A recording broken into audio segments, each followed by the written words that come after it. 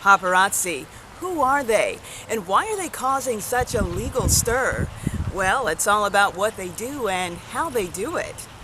They use cameras and videography to capture famous faces or celebrities with hopes of reaping huge rewards. The cash payouts can be phenomenal, and many will stop at nothing to get that money shot. With photos of power couple Jay-Z and Beyonce ranging from $200,000 to $500,000, to actors Jennifer Aniston and Justin Theroux, fetching over $100,000. Media outlets are willing to pay paparazzi whatever it takes to scoop their competitors. But how much is too much? Plus, what's being done from a legislative perspective? To answer these questions, let's first take a historical walk down memory lane. The use of the Italian term paparazzi originated in the 1960 Federico Fellini film La Dolce Vita, or The Good Life.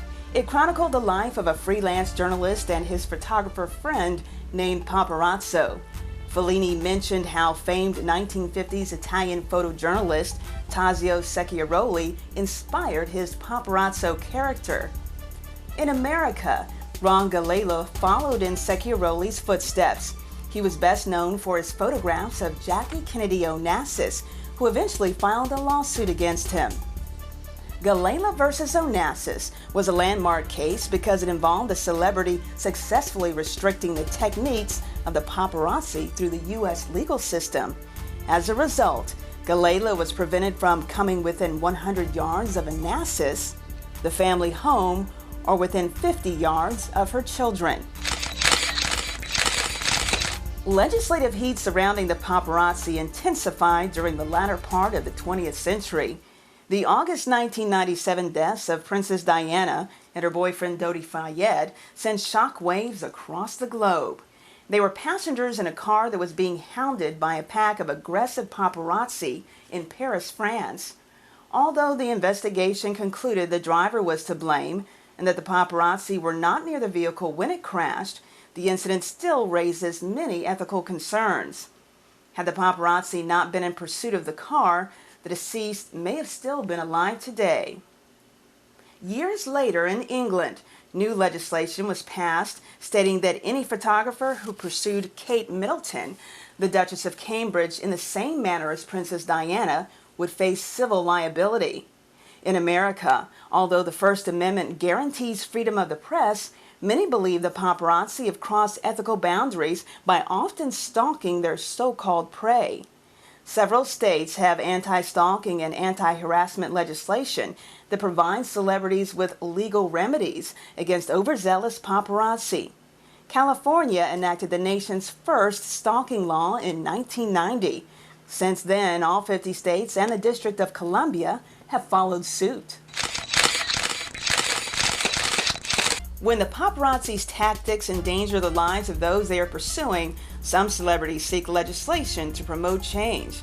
This is exactly what actresses Halle Berry and Jennifer Garner decided to do. As mothers, they were tired of paparazzi swarming to take pictures of their children. They fought hard to champion legislation in California. In September 2013, Senate Bill 606 was signed into law. As a result, those who take photos and videos of children without consent and in a harassing manner can face up to a year in county jail and a fine of up to $10,000. They can also be sued for damages and attorney's fees. The legislation immediately received backlash from media organizations, many of whom believed it would deter other photographers and video journalists from exercising their First Amendment rights to gather newsworthy information in public places. In closing, although several states have passed anti-paparazzi legislation, I believe there are ways to bridge the gap between celebrities and freelance photojournalists.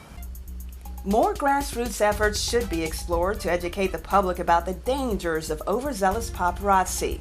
Instead of taking matters into their own hands by fighting one another with physical force, paparazzi and celebrities should come to the table to discuss grievances and seek solutions. With lucrative money-making opportunities on the table, the paparazzi will need to examine their actions and be mindful of ethical concerns that may arise. From a biblical perspective, Romans 12:2 serves as a constant reminder that we can live and work in the world, but it doesn't mean we should be careless when making decisions. Instead, we should proceed with godly wisdom.